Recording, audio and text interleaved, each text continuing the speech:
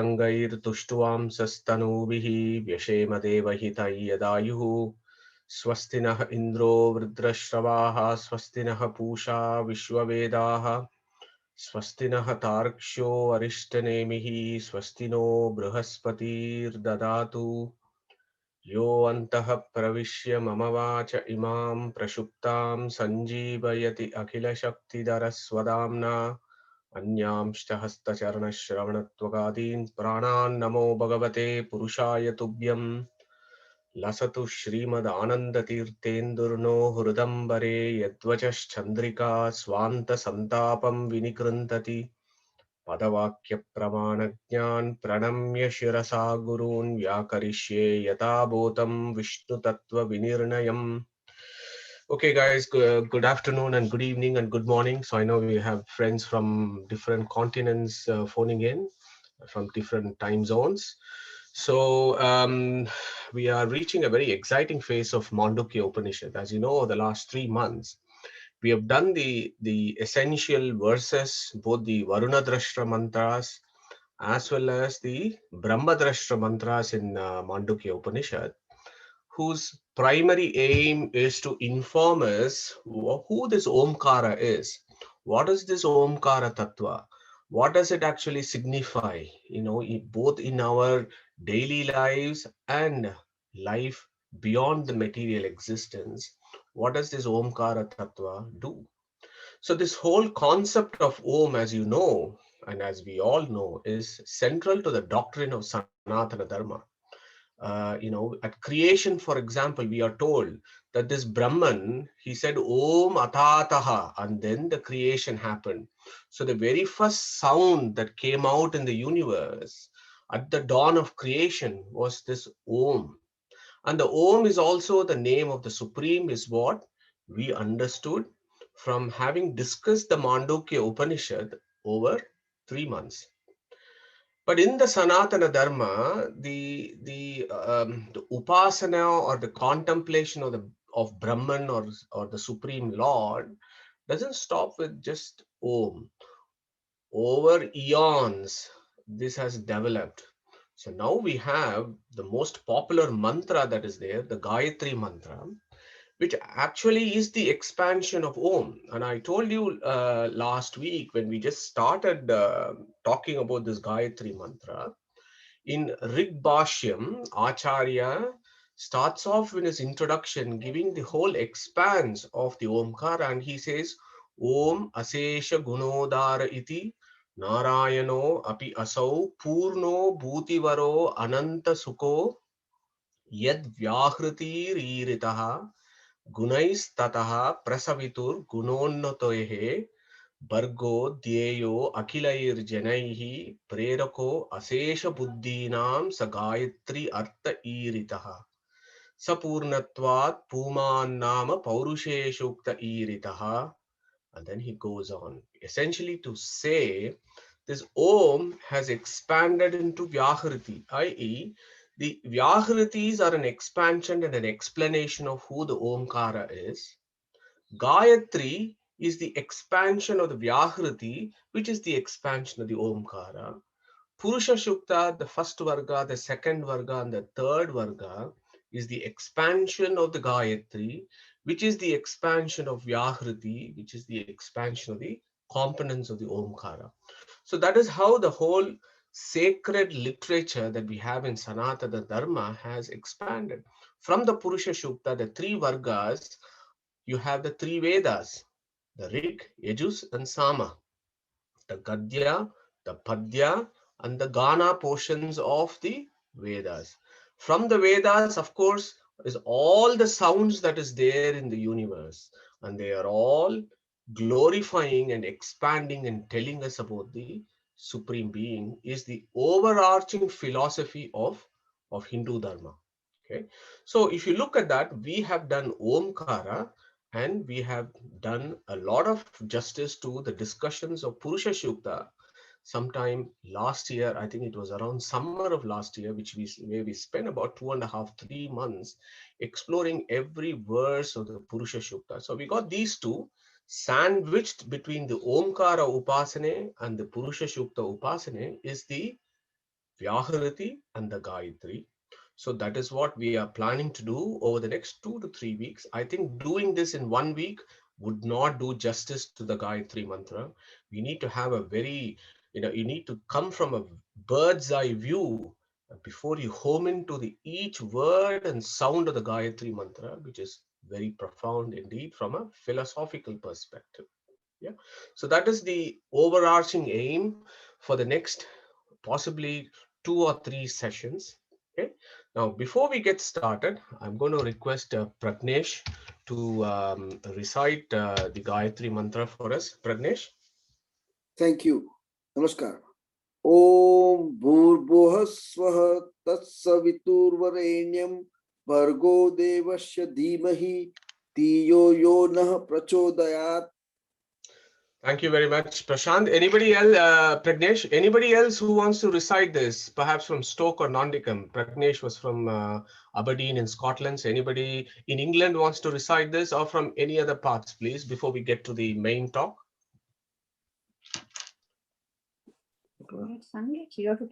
Hello. Yes, yeah, Manjunaji, go on. Hello. Om Shri Gayatri Mantra. Om Bhurbuha Swaha Tatsaviturvarenyam Bhargo Devasya Dhimahi Diyo Yo Nah Prachodayat. Thank you very much, Manjunath ji. So that was very beautiful from both Pragnesh and Manjunath. So we move on. So this is the Gayatri mantra that we know of, that we all recite almost every day. But what is the anatomy of the Gayatri? Yeah, so the Gayatri mantra essentially has got various components. And as I told you a million times again, Omkara, Bhurbuva Suvaha, and then Tatsavituhu, Varaniyam, Bargo Devasya Dhimahi, Diyo Yo Naha Prachodayat. So there are the three components of Gayatri. Okay, so this is something that we need to understand first. There are three components of the Gayatri. Now, these three components of the Gayatri actually form the basis of how this Gayatri mantra has been celebrated and evolved in the Vedic literature. Now, if you look at the top end here, I've divided Gayatri, the original Gayatri, into two types. There is something called the Brahma Gayatri, and there is something called the Vishwamitra Gayatri. So you might find this interesting information useful.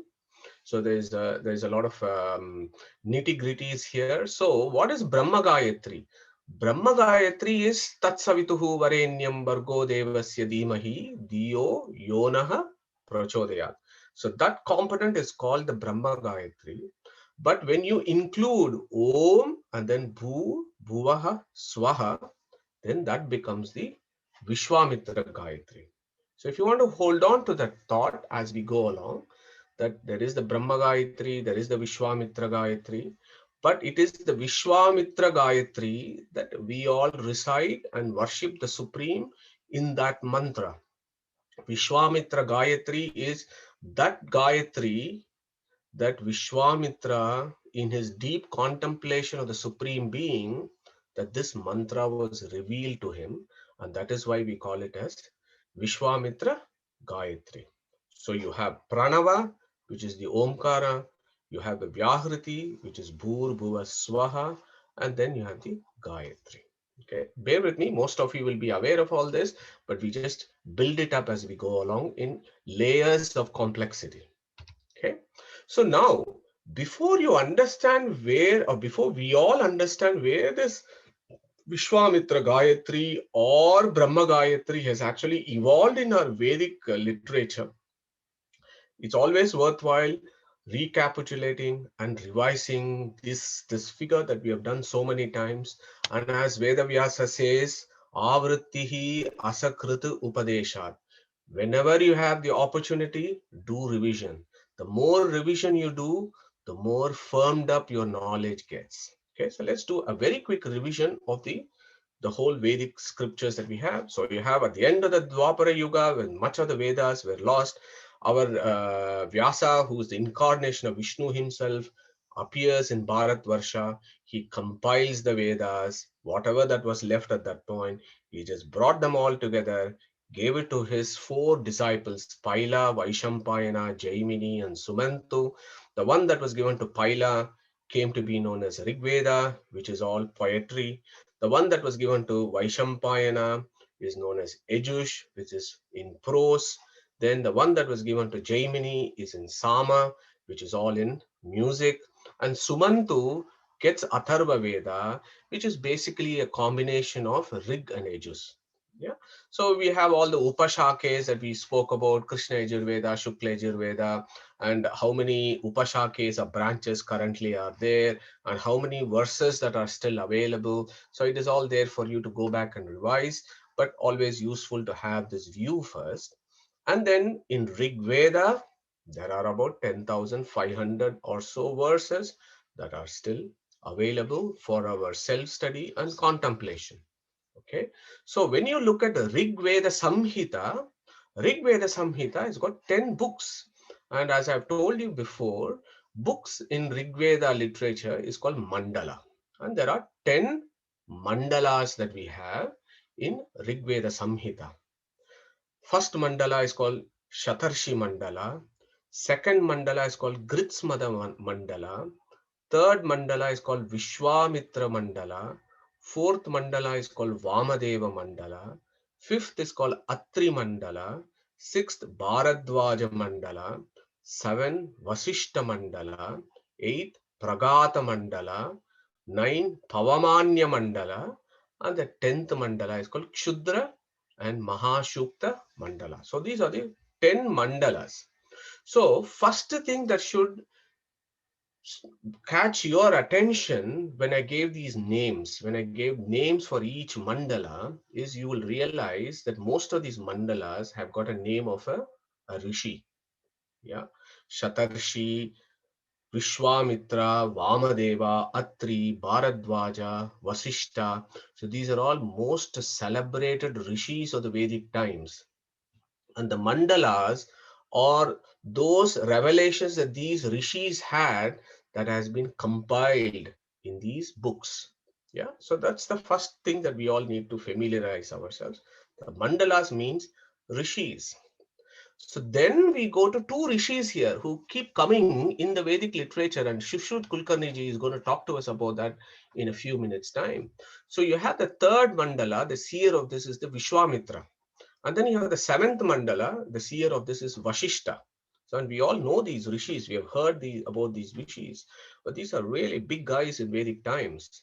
And they also have had a lot of interaction between them, Vishwamitra and Vasishta, and a whole lot of stories in Puranas that is available for our consumption here.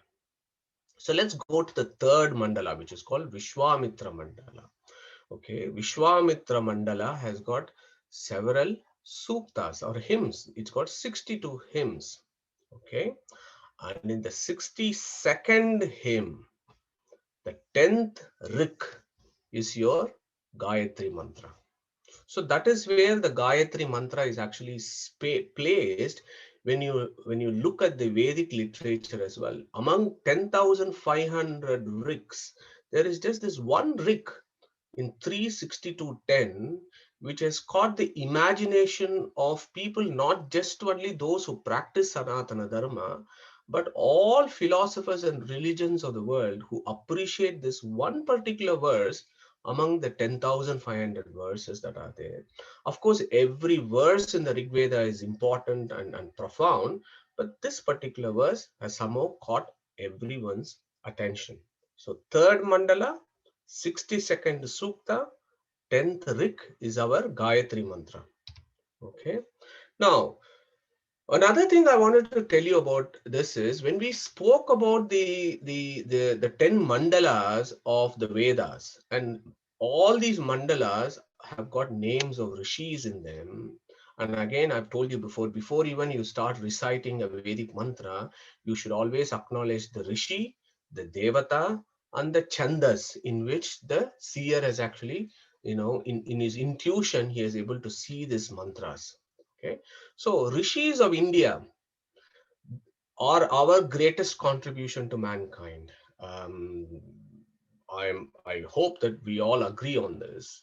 They are the greatest contribution to mankind because they have given to the mankind the earliest forms of text that is available. We know Rig Veda is the earliest book of mankind, we are told. Yeah. So these have all been given by our rishis. And what was the ultimate philosophy of our rishis? Simple living and highest levels of thinking. This has always been the definition of who a practitioner of Sanatana Dharma is, who is a Hindu. Simple living, but highest of thinkings. So these chaps who were the leaders and exemplars of that way of living were called rishis. And again, in our Vedic system, you had various rishis who have come along. You have Raja rishis, you have Maharishis, you have Brahma rishis, you have Deva rishis, you have Sapta rishis. There are so many classifications and types of rishis, just to bring home the message that, so these guys, number one, they are of such high intelligence and consciousness, and they are definitely higher than the mortal beings like you and I, but they've come down here to pass on some essential messages. And even among them, there are these Raja Rishis, and there are also the Deva Rishis and the Sapta Rishis. They also seem to have a gradation, almost a ranking among themselves. And the Deva Rishis are, as you know, the highest of the Deva Rishis. Of the Rishis are Deva Rishis, and Narada is a Deva Rishi. Yeah. So the concept of Muni and Rishi is very important. So I'm going to break for a minute. And who is going to tell me who a Muni is from all that we have done over the last 3 months? Who is going to answer that question? Who is a Muni, please?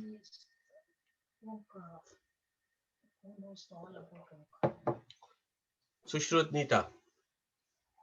Someone who does manana is a Muni. Okay, very good. Thinking. Yeah. Anything else from what we have done recently? Any other clues about who a Muni is? Yeah. So my mom is answering that, but I'll hold that. Anybody else from elsewhere who wants to answer that? So what did Mandukya Upanishad say? The very last verse of the Mandukya Upanishad, that gave the definition of who a Muni is. Omkara vidito yena samuner na itaro janaha na itaro janaha. So that was the verse from the Mandukya Upanishad saying that he who knows the meaning of Omkara Tattva is Muni. And yes, of course, Nitaji is also colored Manana Shila. He who thinks, he who can contemplate is also a Muni. Who is a Rishi? We will take it up in the next class as to what is the etymology of Rishi and what does it actually mean. Yeah. Rishis are the seers, and they are the seers of ultimate truths. They do not have any dealings with money and economy. They are not politicians. They are great philosophers. Yeah. So Muni and Rishi comes again and again in our Sanatana Dharma. So I have given you the pictures of 5 Munis, 5 Rishis. Yeah, there are hundreds and hundreds of Rishis who are acknowledged and worshipped in the Vedas. When you look at each mandala, you will come across, when I say Vishwamitra mandala, the whole mandala was not just composed by Vishwamitra. Predominantly, those mandalas have those rigs seen by Vishwamitra, but there are also other rishis who have contributed to that mandala. But I've just picked up 5 rishis who most of you would be familiar with. You have Vasishta, you have Bhrigu, you have Kashyapa, you have Agastya, you have Vishwamitra. So these are some of the rishis that we know of. So anybody else wants to give a name of any other rishi that you are familiar with, that you have read? And I also want maybe Sudarshan or somebody to talk about Agastya. Agastya is an important guy. We all know Vasishta. We all know Bhrigu. Bhrigu, for example, was the first astrologer. He was the very first astrologer of the Vedic times, Bhrigu. Yeah. Vishwamitra, we are going to talk about him anyway. Agastya, Sudarshan, any contributions about who Agastya is? Well, I mean, of course, very little I know. Agastya is a sort of a saint from the south, yeah, from Tamil Nadu, and sort of he's I think it's something about he crossed the Vindhya mountains or something like that. Yeah. Okay, Sudarshan, thank you. So Agastya, he is the founder of the Tamil language and grammar. Is what I have learned about Agastya, something new that I have learned about Agastya. And Agastya comes in so many places in the Vedic text, but Agastya he wrote a lot of stuff about Tamil grammar and so on, which I found quite interesting. Yeah, Bhrigu was the first astrologer.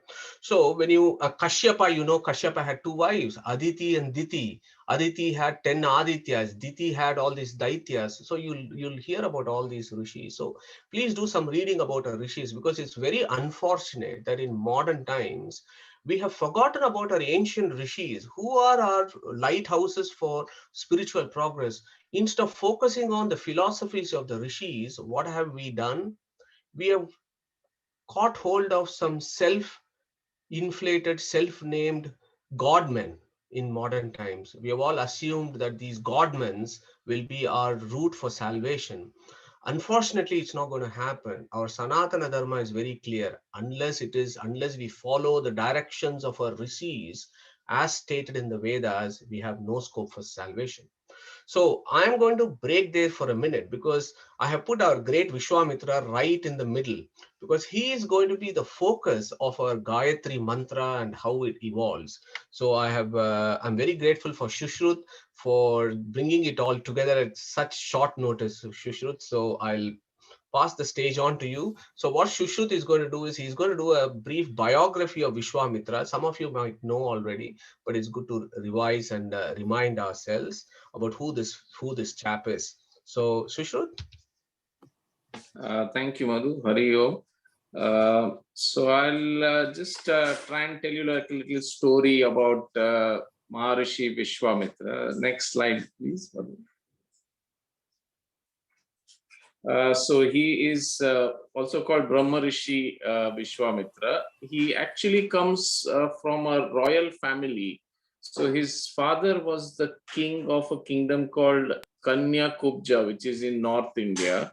We don't quite know the name of his mother, but his sister is called Satyavati, and that has some significance, and you'll know that as we move on.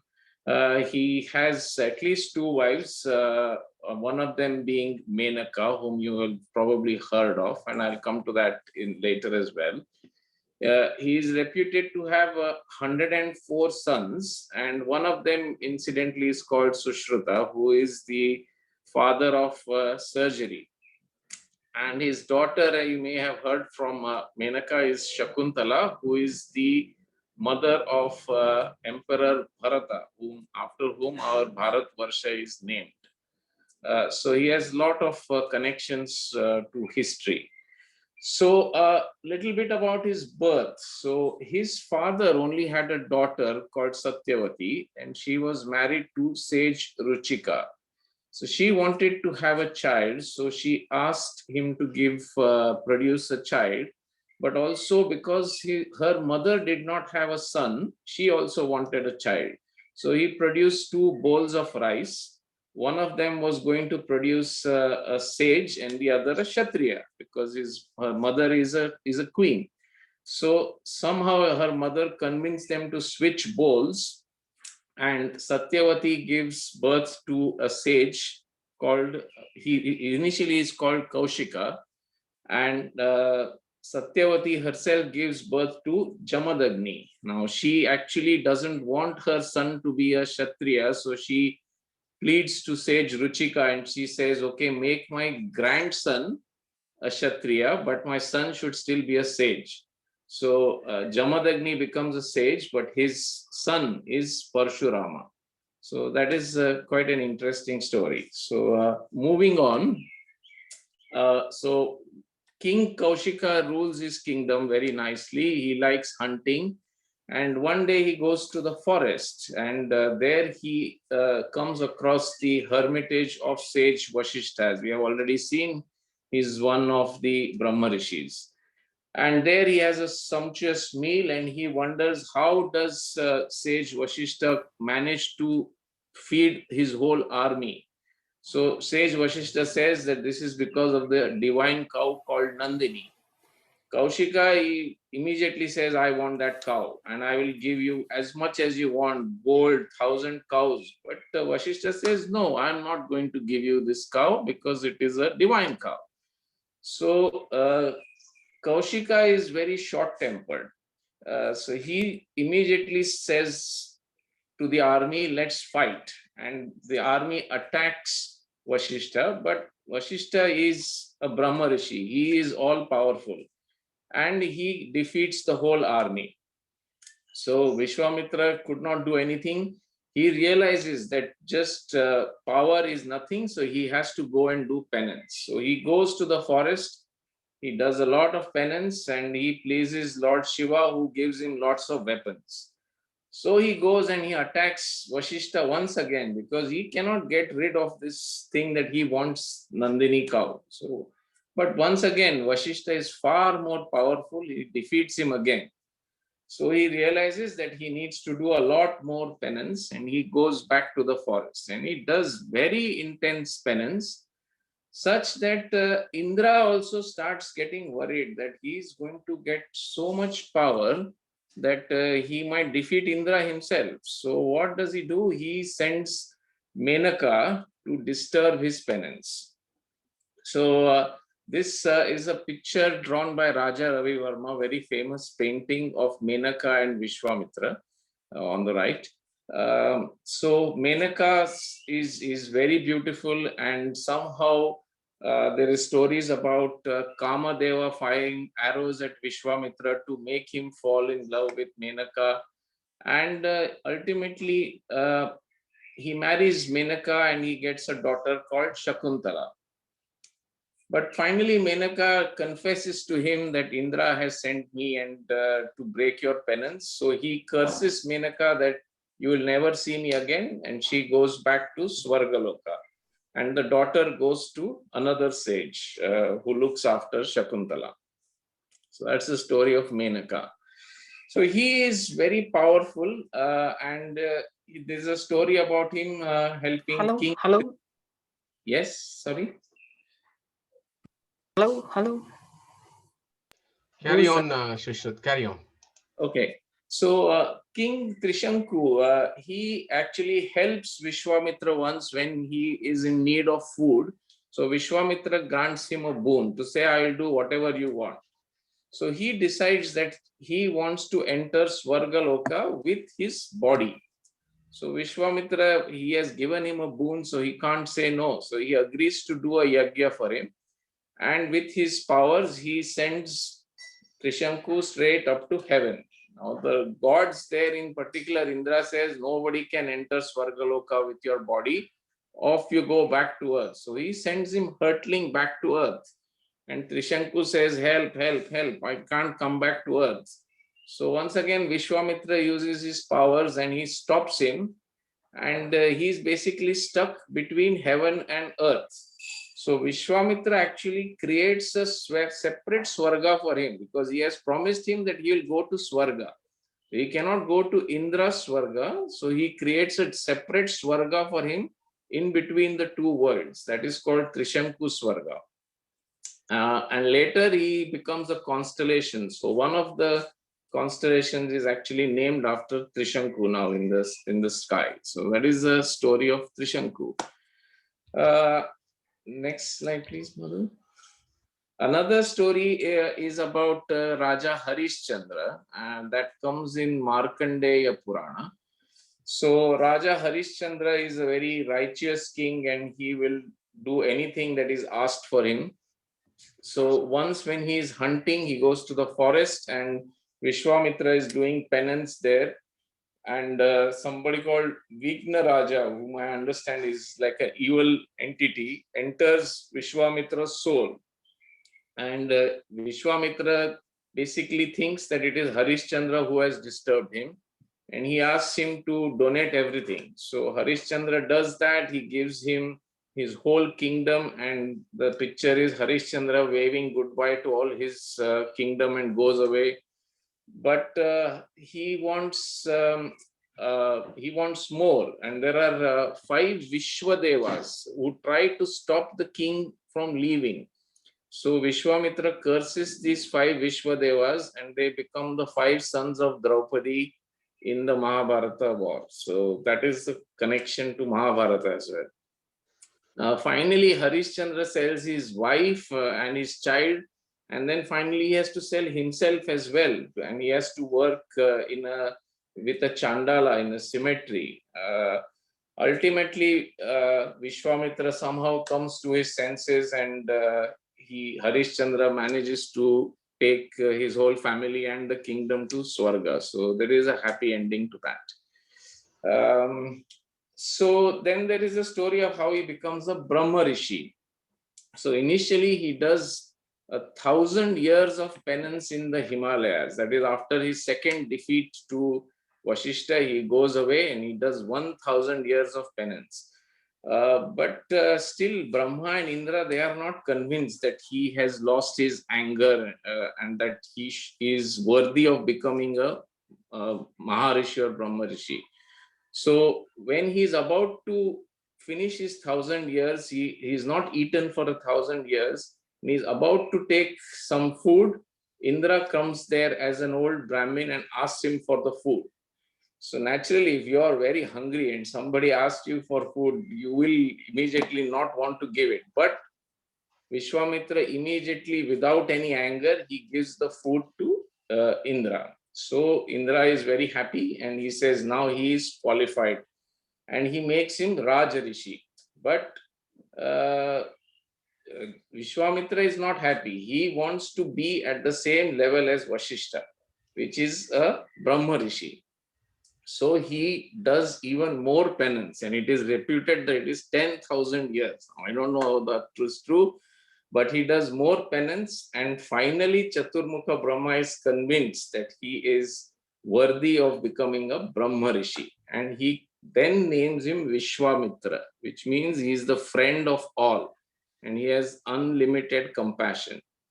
And finally he goes to meet sage Vashishta, who forgives him, and he initially blesses him and then embraces him, and then he confirms that he is a Brahma Rishi and he has come to the same level. So then they become friends after so many years.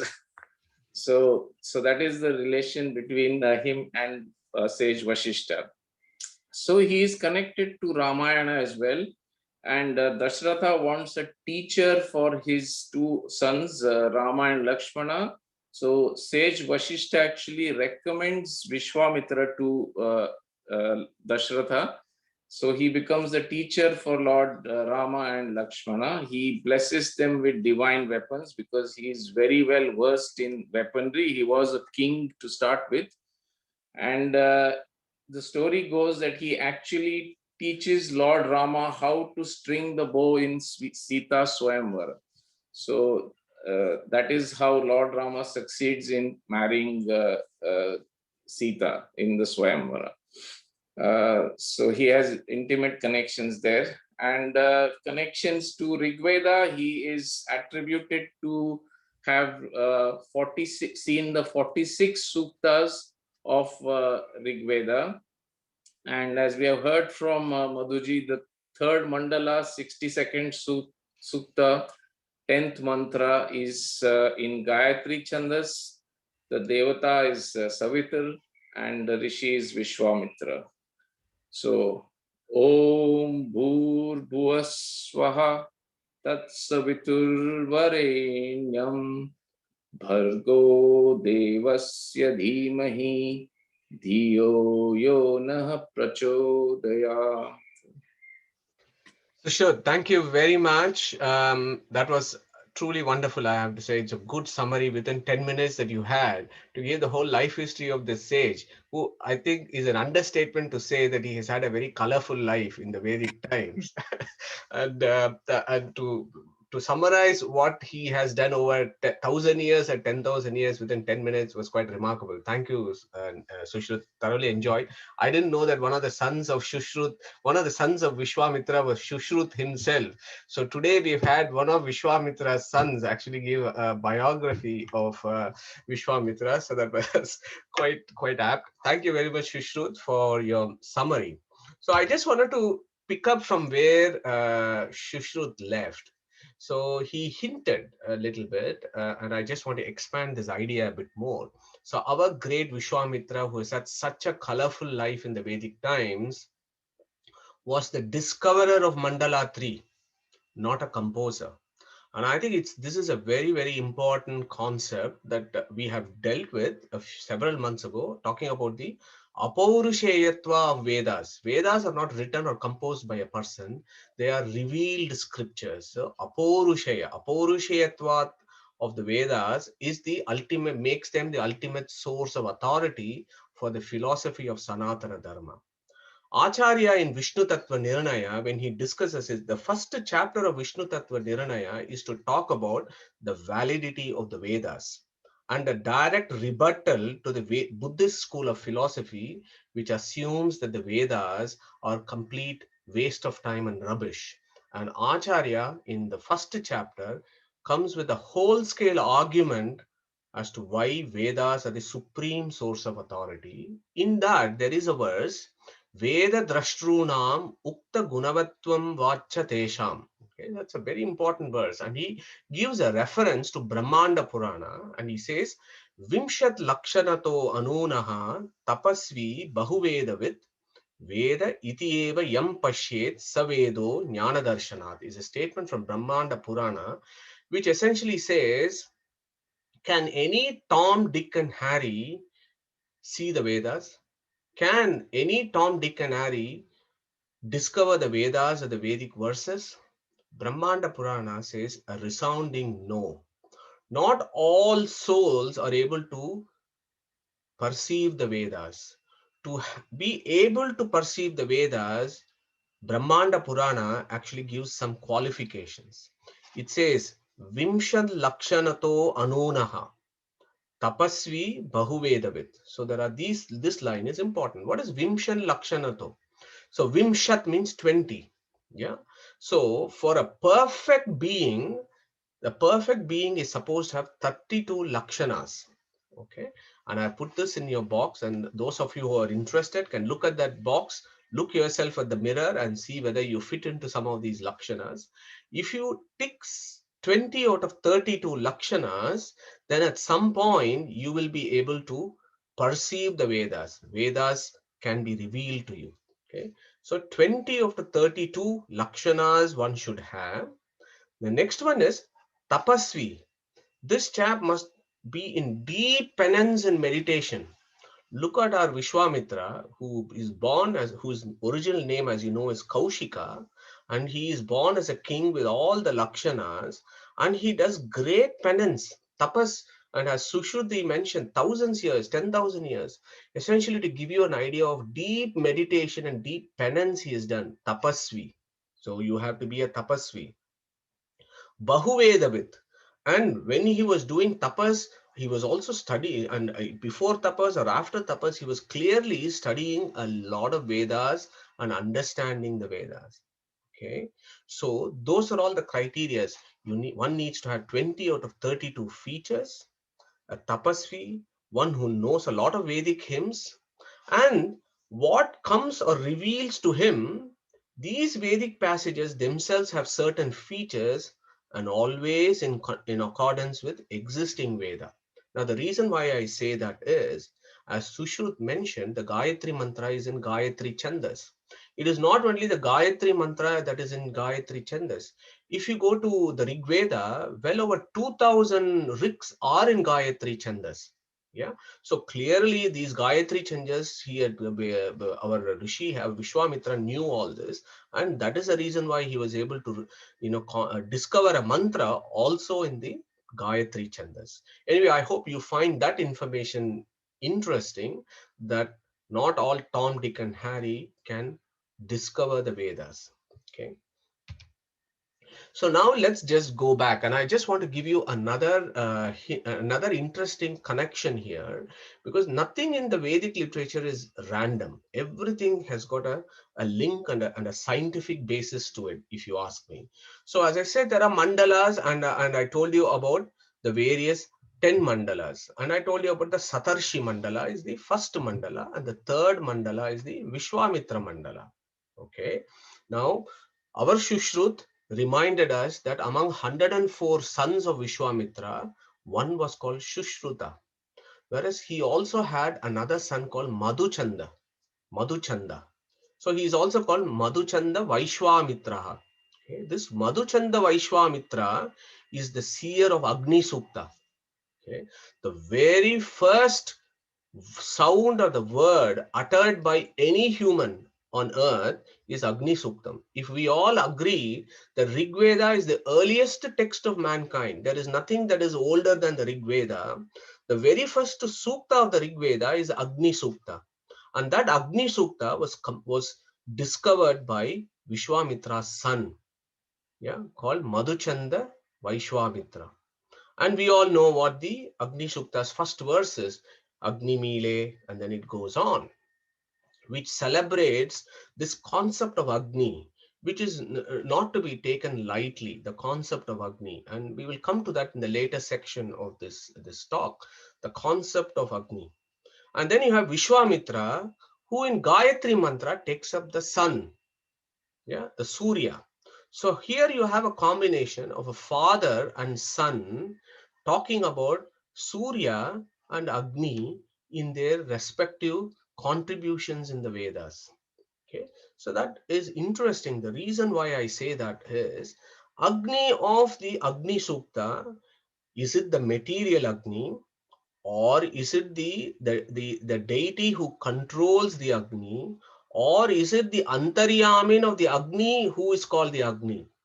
So those are all the various levels: Adi Bhuta, Adi Deva, Adi Yajna. The deeper levels of philosophy that you can discuss about. So think about Agni Deva, who controls the material Agni. Okay. Now, who is Agni Deva's consort in Vedic pantheon? Who is going to answer that question? What is the name of Agni Deva's wife? Swaha. Excellent. Thank you, Shilaji. So Swaha Devi is the wife of Agni Devata. Now look at the Gayatri mantra or Gayatri chandas. As I told you here, well over 2000 verses in the Rig Veda are in Gayatri chandas. And we know that there are 7 most important chandas in Vedic literature: Gayatri, Ushnik, Anushtup, Brihati, Pankti, Trishtup, Jagati. The very first is the Gayatri chandas with 24 syllables, 3 verses of 8 syllables. And Swaha Devi is the Abhimani Devata of Gayatri chandas according to Vedic pantheon. So you can now start seeing these links of Agni Sukta, Agni Deva, Swaha Devi, who looks after Gayatri Chandas, Vishwamitra does Surya, does something, philosophy of the Surya, and then that is also in Gayatri Chandas. Father and son taking up 2 components, the Surya and the Agni, for our contemplation. So there is a link there, which I hope you will be able to appreciate, but there is also a deeper levels of mystery and philosophy as to why the father and son pick on fire and the sun for contemplations in Vedic times and even today. So now that should tell us about something here. So this slide essentially tells you about that. So you have Madhuchanda talking about the fire, whereas Vishwamitra talking about the sun. So one of the concepts of the Vedic rishis has always been looking at the universe, looking at the world outside, and then seeing the functioning of the universe and all the exciting things that is happening in the universe, and arriving at a conclusion that the universe works because there is a conscious force behind it. And the rishis have always looked outside and wondered how things happen, and then understand philosophies. So that is the philosophy of the Brahmanda. So again, one thing I think I need to remind you here, and it's important for those of you getting into the studies of Upanishads, is in many sections of the Upanishads, there will be contemplation or upasana of Prithvi, Antariksha, and Dhyau. So I just want to remind you what that actually means. Prithvi, we know, is the earth. Antariksha is the atmosphere. And Dhyau is the heaven, or that is beyond the atmosphere. Atmosphere is that separates earth from heaven. Okay, so that heaven, the rishis gave a generic name called Dhyau. Yeah. So the contemplation of Prithvi and Antariksha and Dhyau will come again and again in various Upanishads. So I have just given sun, which is beyond the atmosphere, Antariksha and Prithvi. But if you are from the Hubble Space Telescope, or if you are in the International Space Station, this is the kind of view that you might get. You will be able to see the Earth. You will be able to have the view of the hazy atmosphere, and then you will not only be able to see the sun, but you will also be able to see those millions, billions of stars. They all form the Dhyau. This is the Antariksha. This is the Prithvi. So that observations, and as I told you, Bhrigu was one of the first astrologers who was observing the stars. So our rishis were doing all this. Yeah. And not only the Brahmanda, they immediately go into the Pindanda and then extrapolate the data that they have from the Brahmanda and contemplate that in the Pindanda. And this concept of Prithvi, Antariksha, and Dhyau will come in various Upanishads using one's head or the whole body into consideration. Some of you may be familiar with the Purusha Shukta, for example, that also talks about this. Nabhyam asid antariksham, shirshno dhyau samavaratada, padbyam bhumim. And that is another contemplation, how this whole universe comes about from the Brahman's body. Yeah, so those kind of contemplations come again and again in the Upanishad. So watch out for this. Dhyau, Prithvi, Anantariksha. Now, why have I brought those things here? Because the fire is in Prithvi. Sun is in Dhyau. Yeah. So these still are, but in the Vedic times, they were the main pratikas for worship. Pratikas means, you could say, I hate to use the word idols, but you could use a mental construct, for example, to understand the supreme. Yeah, the deities or whatever. So fire and sun becomes very important in the Vedic times, and that is why our Vishwamitra focused on Dhyau, and the sun is the obvious thing that we see every day, and the fire in Vedic times was important. Now everybody was doing Agnihotra. Nobody does these days, but everybody used to do Agnihotra at home every day. And fire, yes, in our kitchens fire still is important, but we don't look at our kitchen fire as something that's very sacred. We just cook and then get on with our lives. But in those Vedic times, even that was very sacred. And that was considered as the most important pratika of the worship of the Supreme. Okay, so I hope you were able to appreciate why our father and son picked those two. So the next question, now before we go to the details of Gayatri Mantra, it's very, very important to establish who is Gayatri. Okay? What does that Gayatri mean and who that Gayatri is? Okay, so whilst I sip some water, I just want to open it up for discussion as to what we all think who this Gayatri is. And I'm going to pause and I'm going to let you speak, please. Yeah. Who is going to give us their opinion about Gayatri?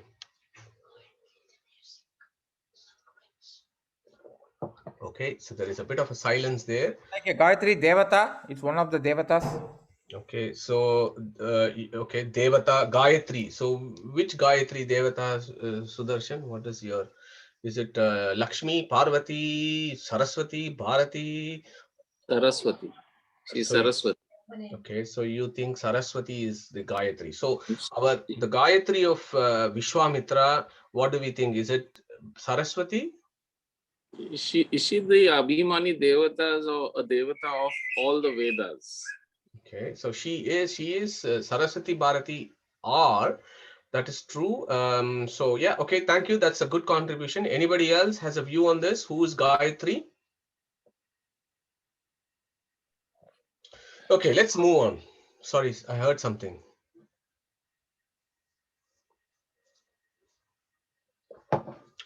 Okay, let's move on then. So, hello. Okay, fine. So so let's move on. So Shushrut has contributed saying that and Sudarshan have said Gayatri is a devata. Okay. So this becomes very important here. Now, before we understand what is the Gayatri that was discovered by... I'm sorry, I just thought of showing this Gayatri Devi which I have at home. It's a picture of it. Pratibha ji, your echo coming from... Could be that two people using the same Zoom at home. This sort of echo comes.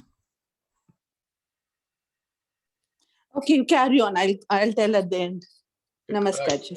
Yeah. If it seems to be fine now, so you're very welcome to share. Yeah. So if the echo seems to have gone now, so please come back. Yeah. No, I was just telling I had a Gayatri Devi at home, so I just thought I'll show that. So it is a Mahalakshmi, I guess. So can you see that? Your video is not coming on. So if you switch on your video, possibly we could. Yes. Yeah. Oh, very nice. So that's beautiful. That's the Gayatri that you have at home. Okay. Right. Thank you very much, Pratibha ji. Could I ask you to mute now, please? Yeah. Thank you. Madhu, Yeah. is it not related to any goddess or anyone, but what it means, that is what Yeah. Okay. protector of the body, protects body. Is it Chandas? Gayatri is Chandas. So I thought that Chandas is Gayatri. So yeah, I'm really pleased. There is a whole spectrum of views that have come out here about Gayatri. So we have had Saraswati, we have had Lakshmi, we have had Chandas, and then we have also had Neetaji say that it probably is, it means something. Okay. It denotes something rather than, it gives an attribute about something rather than denoting a person. Yeah, it can't be a Devi. It has to be something more than a Devi. Deval, yes, thank you for that. Yeah, excellent. So the whole spectrum of discussion that's happened about Gayatri is important, because what I want you to do is I wanted to pull you back and think about you are Vishwamitra. And when you are contemplating, what is it that Vishwamitra is contemplating in the tapas that he is doing over 1,000 years, 10,000 years? What is it that he is doing tapas on? He has, if you read the literature, he's been doing a tapas on Brahman. He's been doing tapas on the Supreme Lord.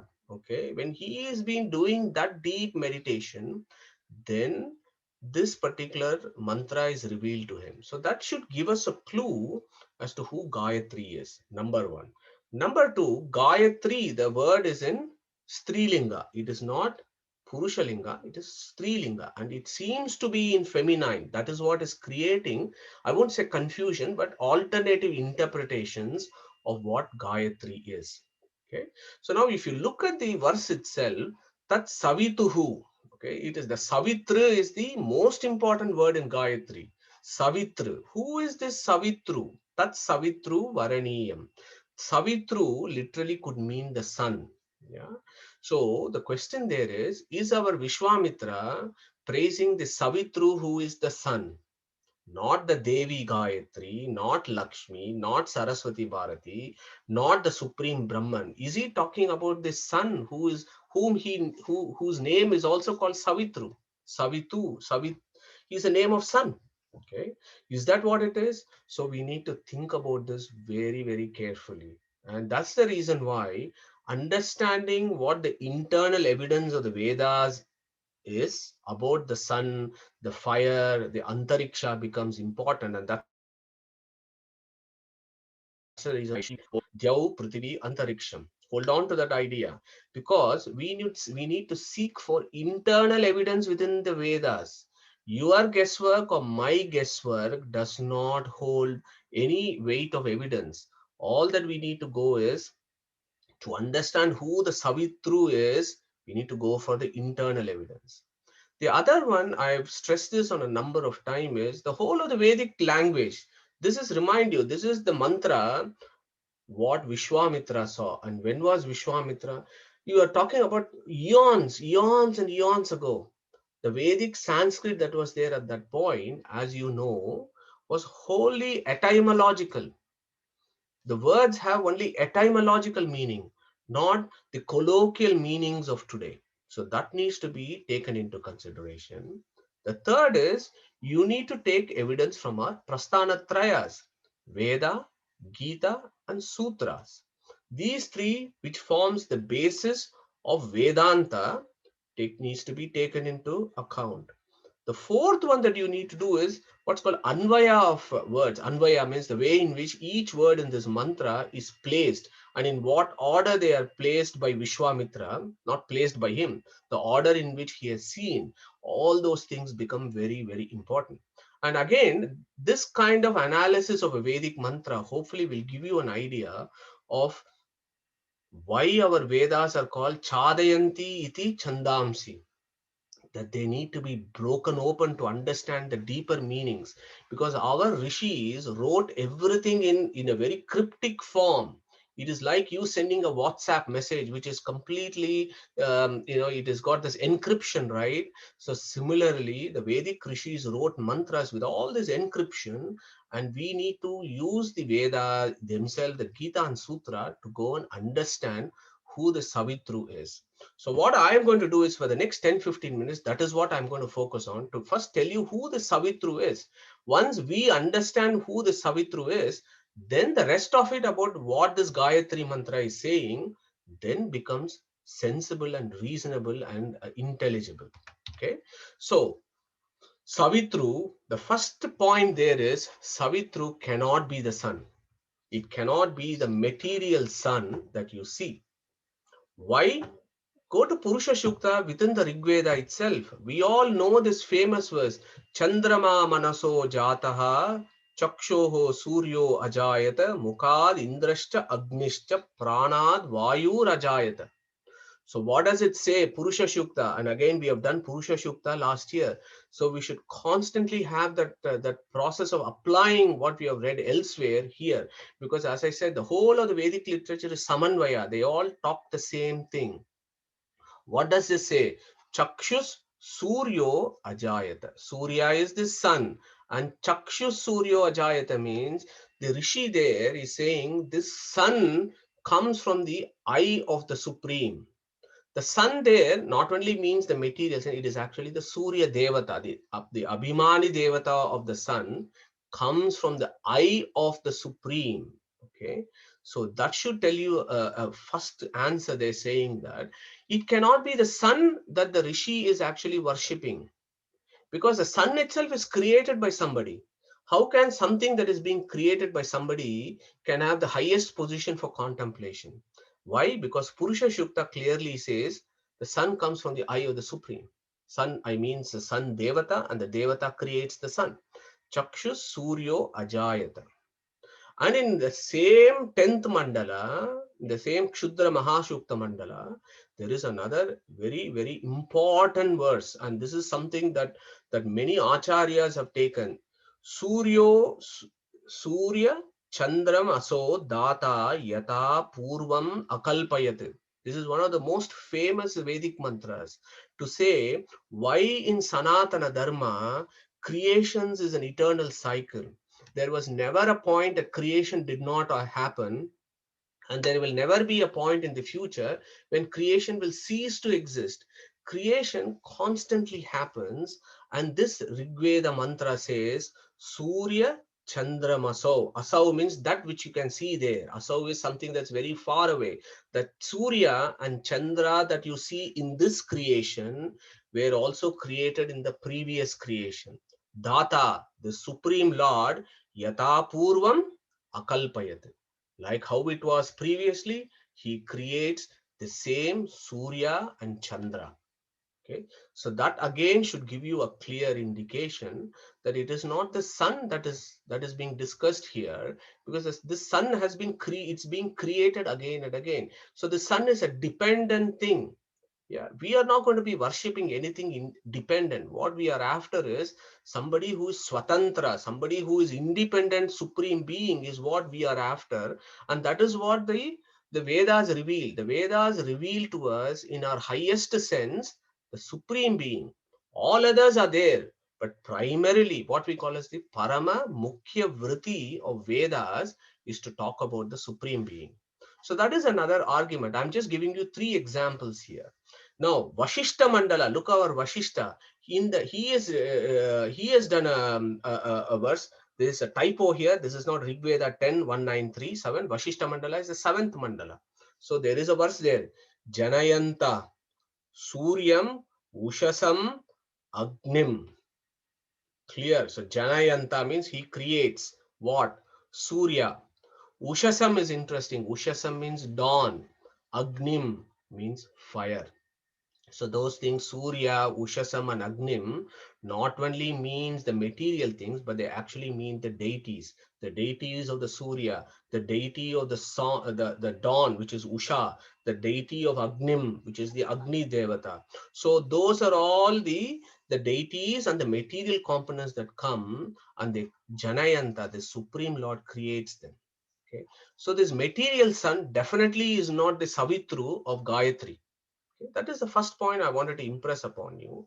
And the second point I've impressed upon you, so hope, is everything here has been created. And if this was an imaginary thing, and if this was an illusion, our Rig Veda and our rishis would not be saying Janayanta, Data Yata Purvam Akalpayatu. Watch those words in the Vedas. Okay, so these are all philosophical points, but I hope you're able to grasp that the Savitru there is not the sun. So the next question is, so who then is this Savitru? The Savitru actually is the indweller of the sun. He is not the sun, but who is the indweller of the sun is the Savitru, who is also called Gayatri. Okay. And there is a whole lot of evidence within our Vedic literature. What I have done for today's afternoon is I've picked up a few verses from the Upanishad. Some of you will be familiar with some, and Gita, and of course our Brahmasutra, because these form the Prasthanatrayas. And as I told you before, whatever evidence we seek, we go to Upanishads, we go to Gita, and of course our founding fathers' view is the final Supreme Court order as to who the Gayatri is. So what does Prashna Upanishad says? Param Purusham Abhidhyaya ita sa Tejasi Suryo Sampannaha. Sa Tejasi Surye Sampannaha. So Tejasi means this effulgent Lord is Surye Sampannaha, means he is inside the sun. So the Prashna Upanishad is talking about some supreme consciousness that is inside the sun and controlling it. Mundaka Upanishad, Agnir Murda Chakshushi Chandra Surya Yoho Sarva Bhutantaratma. Sarva Bhutaha Antaraha Atma. So this supreme Lord, who is also called Atma, he is Antara. Antara means inside. He is inside what? Agni, Chakshush, Chandra, Surya Yoho. This Lord is inside the Surya. There is the other evidence from Mundaka Upanishad. Taittiriya Upanishad gives a very, it's a very, I wouldn't say funny, it's another angle. It says, Bishad Asya Madvataha Pavate. Bishad Udeti Suryaha. Bishad Udeti Suryaha. Think about that word, Bishad. Out of fear of the Supreme Being, the sun actually rises in the east and sets in the west. The sun is actually having the nuclear fission reaction and making all this heat and light because the Surya Devata is afraid of this guy, the Supreme Being, because if he doesn't do his job properly, the Supreme Being will be afraid of him. So that is how it says, Bishad Udeti Suryaha. Yeah. Brihadaranyaka Upanishad, and we have done this before, Antaryami Brahmanam. I told you about Antaryami Brahmanam as to how the Supreme Being has pervaded all his creations. And there is a specific verse there. Yaha Aditye Tishtan Adityad Antaro Yam Adityo Naveda Yasya Adityaha Shariram Yah Adityam Antaro Yamayati Eshata Atma Antaryami Amrutaha. So this particular Antaryami Brahmanam we have done before. It is one of the foundational verses of our Vedic philosophy, where it defines who the Supreme Being is. The definition of the Supreme Being is the all-pervasive super consciousness in all of existence. And here this verse says that this Amrutaha is a Antaryami.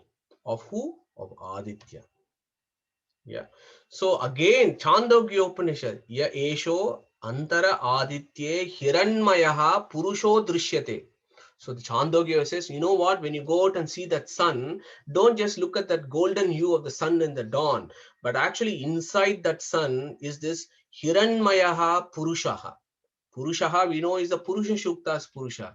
And it says this golden hue Purusha is inside that sun. See that fellow inside the sun, not just the sun. Yeah. Kataka Upanishad also says the same. Natatra Suryo Bhati, na Chandra Tarakam, Name Vidyuto Bhanti, Kuto Ayam Agnihi.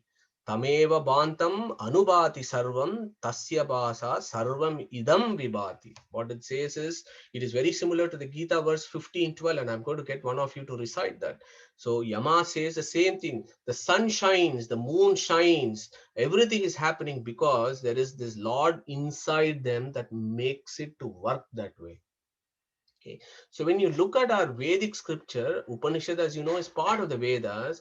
It is very clear that that Savitru that is being seen by Vishwamitra in deep meditation is the supreme being himself, because the Vedas themselves have said that inside the sun is the supreme being.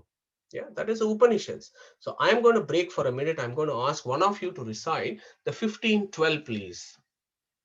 We have done this before, of course. So who is going to recite 15:12 for us? May I do? Yeah, go for it, Pragnesh. Thank you. So 15 verse 12 Gita. Yadaditya gatam tejo yadat vasate ksham yadbhati jagadagno yattejo tadhi kamakam. Okay, that's very good. So yad aditya gatam tejo jagat basayate akilam yat chandramasi yat chagno tat tejo vidhi mamakam. Look at this. Again, he is taking, there is the Chandra, there is the Surya, and there is the Agni. The three components that are there. That the Chandra and Surya are the ones that they are the Dyav. You see them beyond the atmosphere. And on earth, what is it? It is the Agni.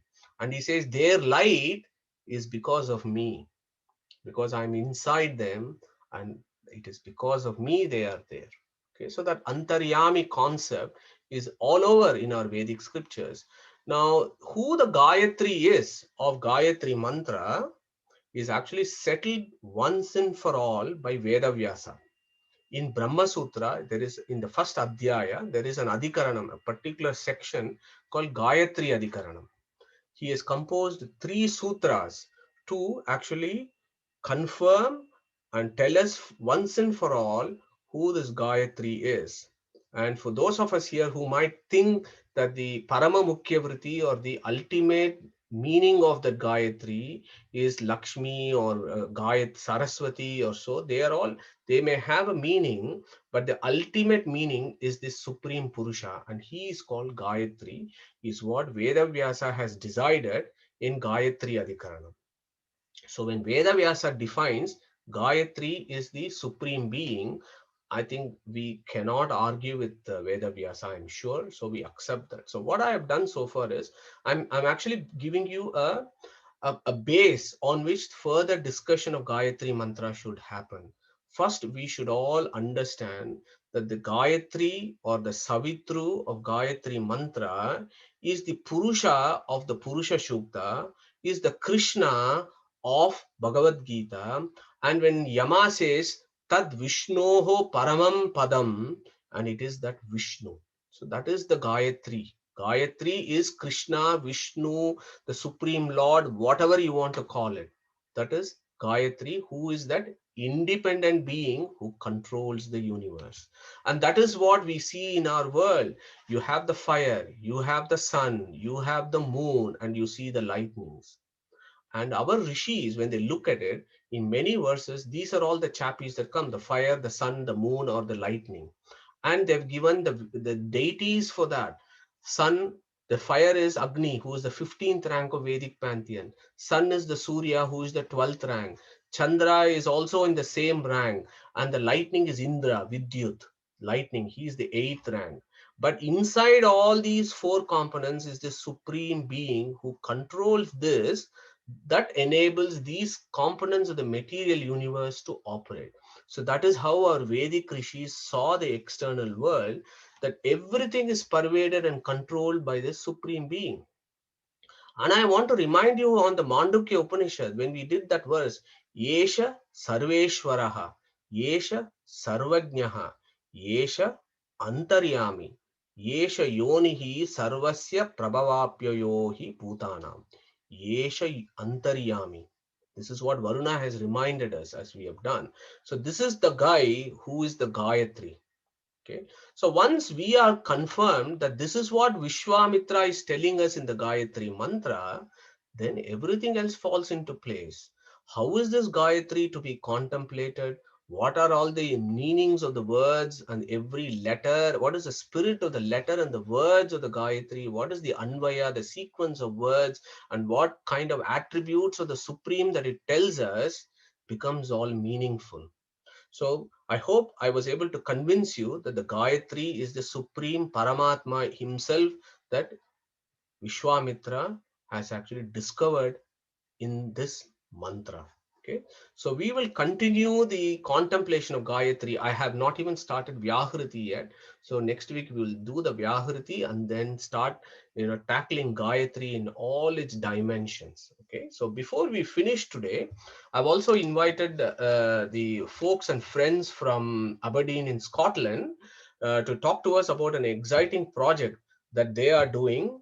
A project around a Hindu temple in Aberdeen, and Pragnesh spoke to me about this a few weeks ago, and we thought this is exciting, and anything that we could all contribute and at least listen to what they are trying to achieve and get inspired ourselves would be very welcome. So Pragnesh, thank you very much for that. And can I request you to introduce your friend, and then he can come on stage as well. So on that note, I am going to finish. Krishna Pranamastu, and thank you very much for listening. I'm going to stop sharing. Thank you and namaskar, Madhuji, and all the team members of Shahiti. I have got Manjula Kumar Swami, who is a ophthalmologist by trade, but more importantly, a big time devotee and a leader of our project known as AHTT. I have shared the website for those who have already had some interest in seeing, but now I will request Manjula ji to come on board. And would it be possible for her to share the presentation? Yeah, of course. Yes, thank you. Thank you, Manjula ji. Take over. Thank you. So Manjula ji, if that's okay, we are going to give you about 5 to 10 minutes. And if you want to run through your slides, I can see 25 slides there. And if you could run through this, please. Thank you. Yeah, I'm sorry, actually, because my audio is not working on my laptop. So I'm using my phone for audio and a laptop for screen sharing. If there is any disturbance in audio, please let me know. But I've turned off the audio for my laptop. That's okay with you. It shouldn't take more than 5 minutes at all. It will be a very quick one. Thank you. Many thanks for giving us this opportunity to speak on behalf of the temple. I think this is the only temple that we have north of Dundee here. And this was initially, the idea was conceived as part of the umbrella organization involving all Hindu community members from throughout the world, joined together with a mission to promote Hindu heritage and culture in the north of Scotland. Almost after 5.5 years of fundraising by various people, selfless efforts, including Pragnesh ji, the temple was purchased, building was purchased at the end of January last year. Just because this temple was an old church building, we had to get planning permission for it to be used for religious services. And just after with the arrival of pandemic, soon after the purchase, we had to adapt ourselves very quickly to virtual telecast puja services. And throughout the pandemic, we adhered to the guidance issued for the places of worship, and we did most of it by online and sometimes by Eventbrite booking when bookings were allowed. Actually, when the COVID rules relaxed, we appointed a qualified priest from India for a dedicated full-time service to the temple in November 2020. In addition to the this was the photo of last service that we did. That's Ram Navami last month. In addition to the religious services to help members of the community struggling through COVID crisis, a volunteer forum was set up in a well-coordinated manner, providing help in shopping and other activities. And also we offer regular weekly online meditation and yoga service conducted in our the meditation service being conducted in our temple premises and live streamed. These sessions are of great solace to the community members restricted at home. We also last year, as a thank you ceremony, thank you to the 3 army services, the Royal Air Force, Army, and the Royal Navy, to celebrate Raksha Bandhan along with the Hindu Forum Britain.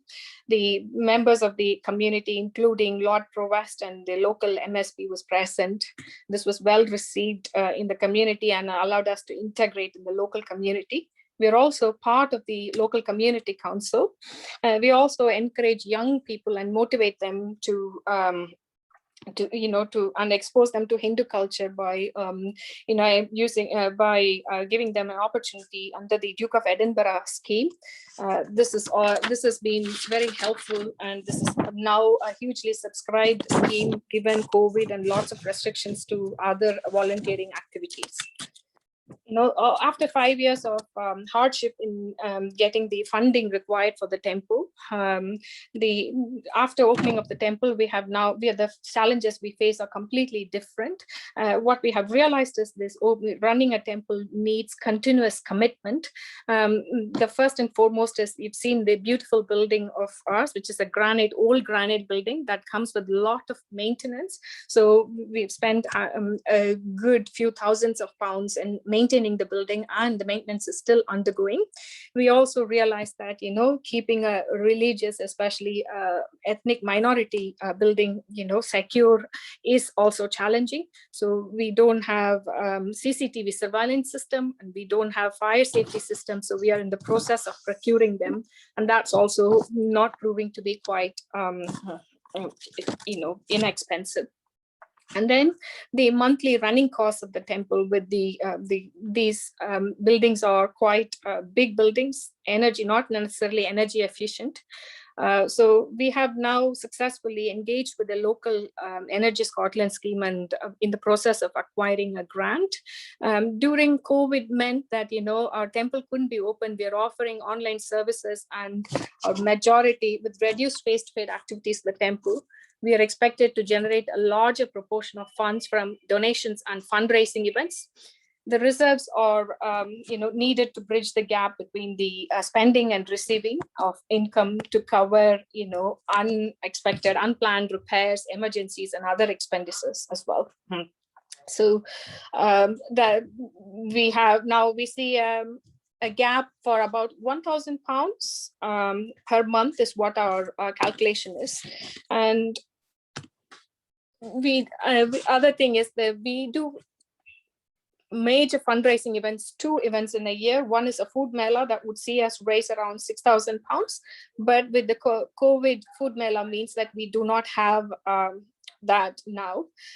We are not unable to do that, but we did do a kilt walk as a virtual walk for the community, and this year we have managed to raise some funds for that as well, so which is a bit of breathing but space for us to provide at least the fire safety alarm this time. And right now, where it is possible, we are able to provide paid services, like doing abhishekam in COVID permitting, maybe maximum of 2 or 3 families, maintaining the safety measures and social distancing. That is also being done. But despite all our events, we are a bit short of we are quite a bit short of in reaching the monthly expenses, but therefore we're appealing to the wider public and see what we can do. We are making sure that we are engaging with maintaining a dialogue with our public, that we do have a Facebook website and a Twitter page, as well as newsletters. We also do online services to keep for our people to take part as well. The last we did was to to pray for the in our family back home during COVID pandemic, and that was a couple of weeks ago. So we are also calling for donations doing that, but it's unlike temples in Birmingham and London, where you do see not only local population that would come and, you do see people coming across the UK come and contribute to that. But unfortunately for us, we don't have that luxury, and we rely on our local community to do that. Pandemic meant it did affect our regular and irregular income. Therefore, we are appealing to the wider public in the UK, and that's the reason for me to take this opportunity and ask for your support, if at all possible. We are also supporting, other temples in the UK within our capacity.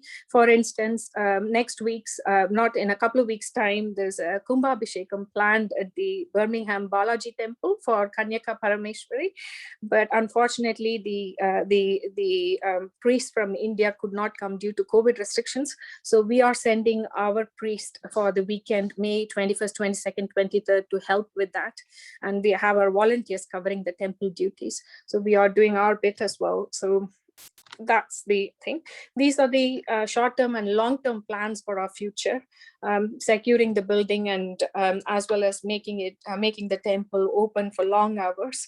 And you would have seen the murtis that we have are all Ucha murtis. We have plans to expand the temple and have Mula murtis plan. That's our plan. If at all I don't know how many of you have come to this part of the Scotland. If you ever come, you're very welcome to our temple, as well as to see the scenic beauty of Aberdeen and beyond, north of Scotland. It's so beautiful. Please feel free to come. And that's it. Thank you. Wonderful. Thank you very much, Manjuji. Wonderful. So if you want to come out of your presentation, what I'll do is a couple of things here. So two things. I'm going to now pass the stage on to Sudarshan, who is our Karma Yogi of England, who is a philanthropist and a major engager. He has major engagement in these activities. So first thing is I'm going to get Sudarshan to come in, and then after that, we can talk about any Q&As that you might have from the sessions on Gayatri. Sudarshan. Yeah, I don't know. Thank you, Manjuji. I think it's wonderful. You're doing a good job in Aberdeen. I think there's a larger issue of all the funding about these our Hindu temples in UK anyway. I think there's some other temples do very well, not all of them. So maybe I think we need to have a one-to-one talk at some point. Maybe not in the group. But I don't know what sort of support you're expecting generally or from this group. Pragneshji said that you're kind enough to offer, funding and other stuff as well. Like you said, one-to-one chat would be helpful for me to understand what are the supports available and what would be most beneficial for us. Yeah, okay, definitely I can give some. I'm an individual though. I'm not part of any organization. I see. Okay. I'm an individual. I'm not part of any organization. I'm a very informal person. And also the thing is, many of the activities happen because, people come together. And the thing is, some of them, it's better to be practical and how to engage the local community. So I can probably give some ideas, but we'll talk in person. Sure. So definitely what you're doing is good. And, it's a wonderful job. It's not easy. To bring to bring all this. I'm sorry when I say it's not myself, it's group of individuals and lots of people. My part is not even a drop in the ocean, or not even significant actually. Sudarshan, can I just come in? There is a contribution coming from Meena Kalakonde ji. She's saying Sudarshan is not part of an organization because he is an organization.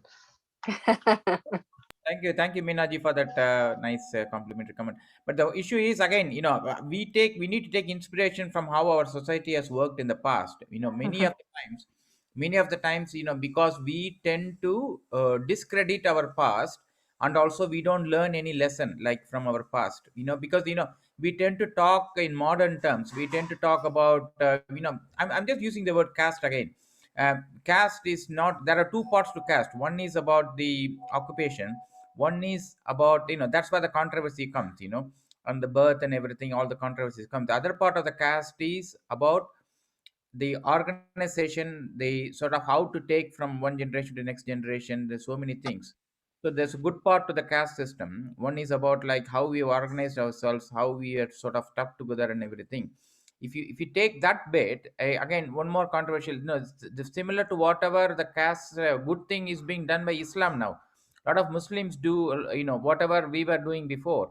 They stick together, they meet at one place every week, they sort of contribute to whatever the activities, they pay a particular amount from their salary every month to the mosque, so all good things. Many times we tend to look at Islam in a negative way, and we don't look at what are the things they're doing.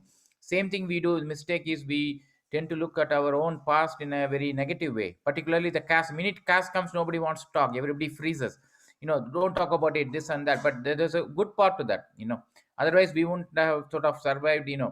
I mean, there is a varnashrama, there's the caste and everything, but even though with all the rigidity of the caste, it has brought so many sort of traditions and architecture, all these Vedas, Upanishads up to here. So the thing is, like, we can take some lessons from that. Not that essentially I'm saying we have to go back to how we were, or we have to be rigid, we have to follow all those things. If you take those good lessons itself, we can sort of do wonders. So we don't need to, we can look at look at the past in a way very much, very objectively, and not emotionally, and take a good cues from that. Because what's happening is, in modern times, everybody looks at it in a modern way, and how the temple has to be run. We can't run like a company, or any other, or like a hospital or any other company. So there are some certain things which are different, but we'll talk about it in person. But again, this is my view anyway. Please challenge me in another forum, and if you can disagree with me, this is my view. Yeah, I think the thing is, like, we can bring the like-minded people together always, so that's fantastic.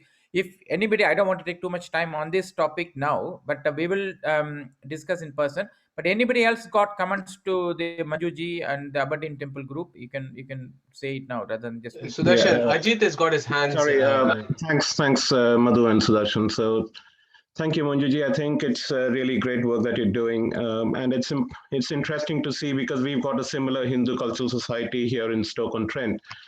And we've also done exactly what you've done, is to buy a church which has been converted into a temple space. And we're doing a lot of the things. And it's useful to see that we are all going through the same sort of teething problems and coming up with the same issues. So I think it's always useful if there are, as Sudarshan is saying, like-minded individuals, but I presume there are lots of different people scattered all over the UK, who are doing similar work, trying to set up temples and trying to work. So it'd be useful to have a closer working of these groups to see how we can support, because all the things that you've been doing is what we've been doing, and we've been trying to build funds for our temple. We're trying to it'll be interesting to know from you how you managed to start off with a priest, because we are still trying to think about having a priest coming in and we've got our murtis in place, but we need to try and get the murtis installed. So yeah, it's fantastic work, and I'm sure it will prosper, because these things will always go ahead. So it'll really good, and more than happy to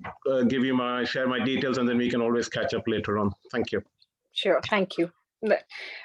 We managed to get the priest because we had to get the UKBA sponsor and then do that. We did work out the costings of it. We knew that we would be running in red for 2 to 3 years until the priest generates income to cover his salary, but that was needed for us. Without that, the momentum wouldn't be there. So that was, we had to bite the bullet and go for it. So that was a risky decision, and during COVID, but that is paying off. Without that, I think we would be struggling even more. Thank you for your offer of support from everyone. Yes. So you're most welcome. So thank you, Manjuji, and thank you for coming and sharing your views and challenges. Sudarshan, yeah. Somebody has put Paresh to everyone. If the temple is part of a community and providing yoga sessions, then you may be able to apply for lottery funding.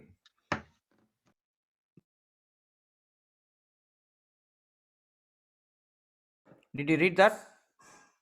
Yes, I did, and thank you. We will look at that option. The government itself has provided so many grants, applications, like third sector funding for that, but all of that proved unsuccessful for us. We have taken 27,000 bounce back loan from RBS, which we should start repaying back at some point, but we need to bridge the gap somehow, one or the other way, and that's the reason we are being proactive and trying to do something about it.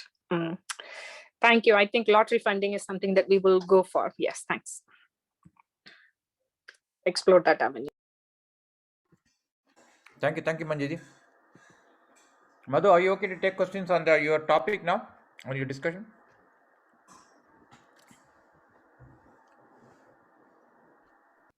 Thank you, Manjuji.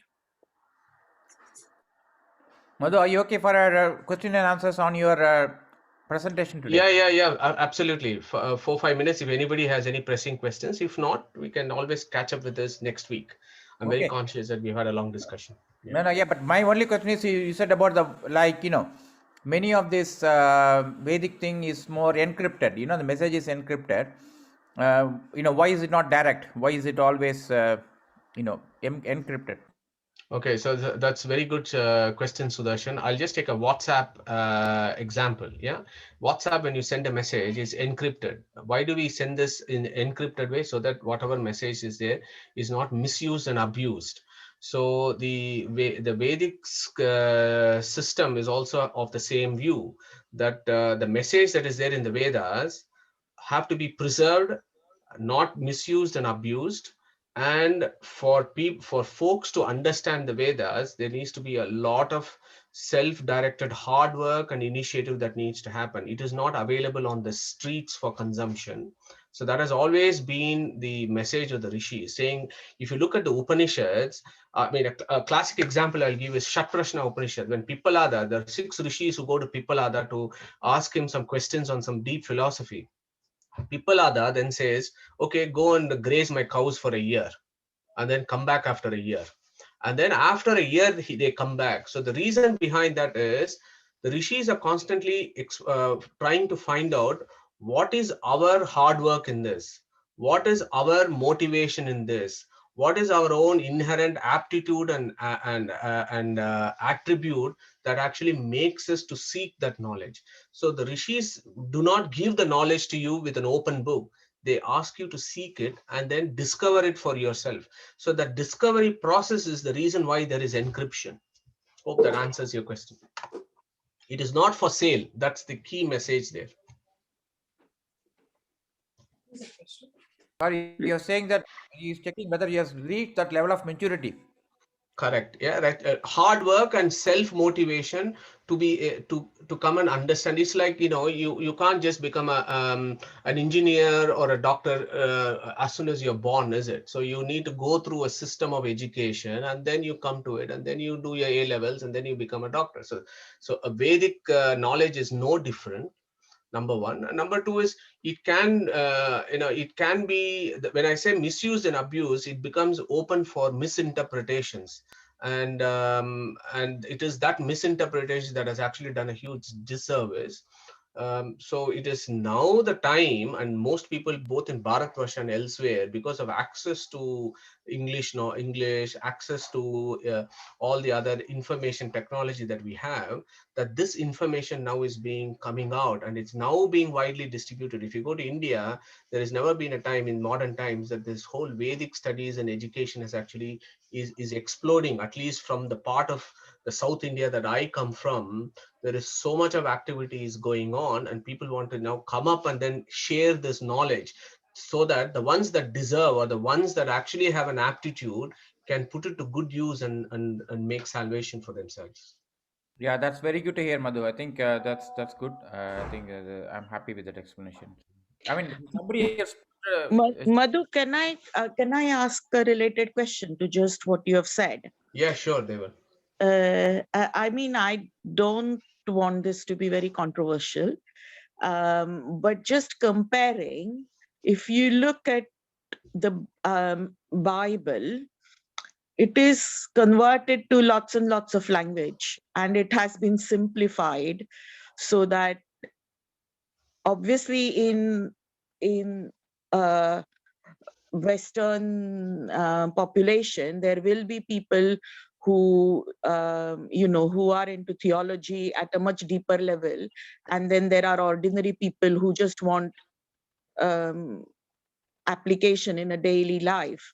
Why are the Vedas so difficult then? Why is there this thing that you have to be, the eligibility or that mumukshu, whatever you're talking, why is the threshold for that so high?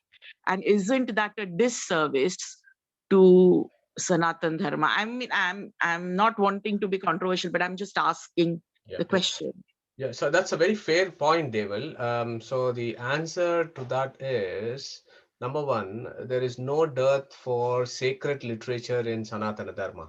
Yeah, so you want something that will appeal to you. There is a literature out there. If you want to read Gita, there is Gita there. If you want to read Bhagavatam, there is Bhagavatam out there of all the philosophies in stories. And if you want to have the difficult ones, then there are the Vedas. So there is a whole spectrum of literature available out there that caters to individual aptitudes and capacities. So that is the beauty of Sanatana Dharma. And that is the reason why our literature is so vast, that because it is able to cater to different types of jivas. Yeah, I am always of the view that you and me are not the same. Me and my wife are not the same. Nobody in this universe are the same. We each one of us are unique and different, and each one of us have a particular attribute, and we follow that aptitude and attribute for our destination. A Sanatana Dharma gives you all the spectrum of literature out there, starts from the easiest to the toughest.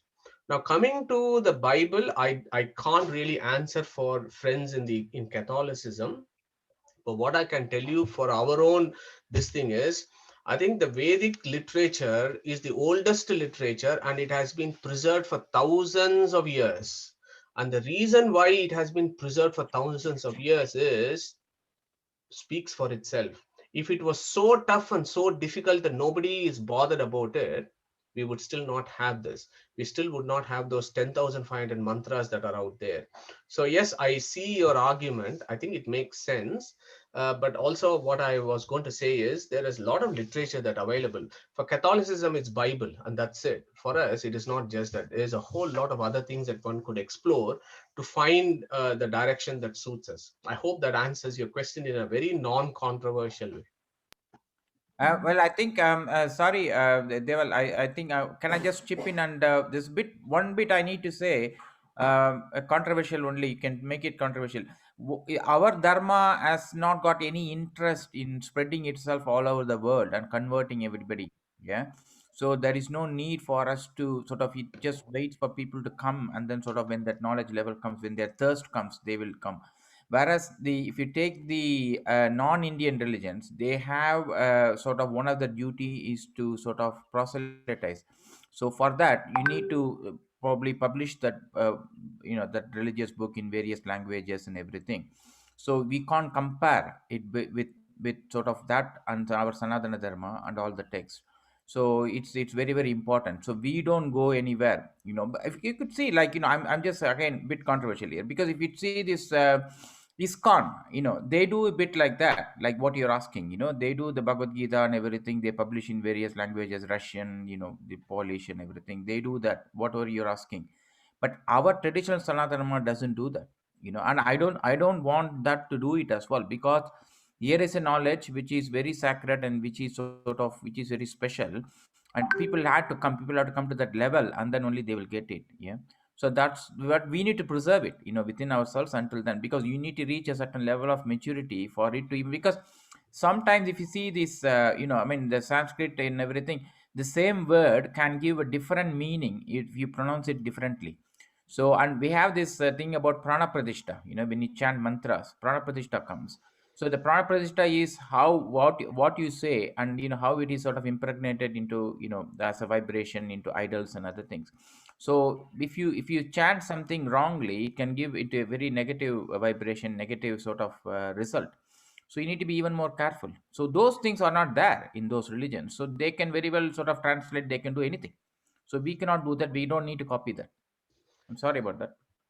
Okay, thank you for that. Nita is raised her hands. Nita Stokes, so she should. Vishwamitra's son is there. Madhu's a very basic question. So the Gayatri mantra goes Tat Savitur Varenyan. So the Savitur that it is talking about, is that the same as the Gayatri?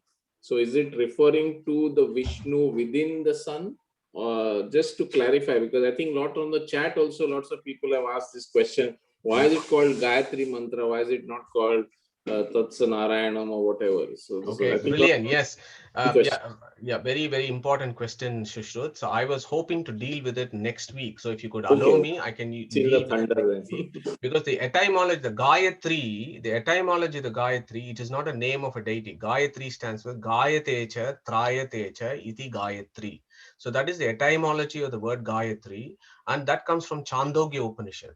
Chandogya Upanishad defines what Gayatri is. Gayatecha, Trayatecha. So if you sing and if you praise that being, he will protect you. Trayacheta means to protect. Gayatecha means to sing and praise him.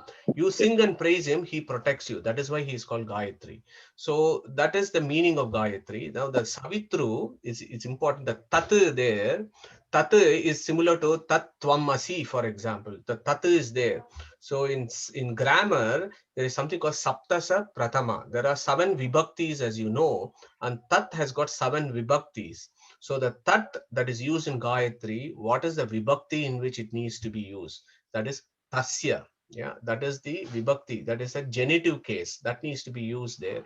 So all those nitty-gritties, nuances, I hope will make it interesting. Can I leave it for next week if that's all right? I hope I've answered at least part of your question. Absolutely. Thank you. Madhu. Yeah, so that is, I think Pawan had also the same question. Yeah, anybody else? I think Madhu, there is a question in the chat window. Why is it called Gayatri mantra? How did the name Gayatri got attached to the mantra? I think yeah, that's what I asked actually.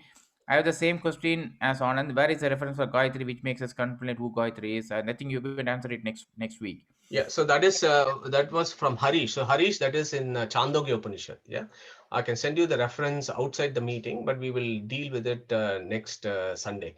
About that whole chapter on Gayatri is very important in Chandogya Upanishad. It talks about this Gayatri has got 5 faces, 7 arms, and that. So these are all metaphorical interpretations of what that 5 and what the 7, what do they all mean, and we'll deal with that, Harish, next week. Yeah.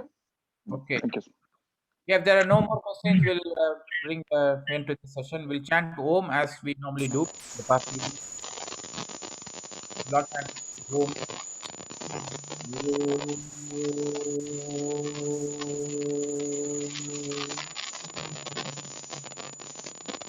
Thank you, everybody. Thank you. Thank you, everybody.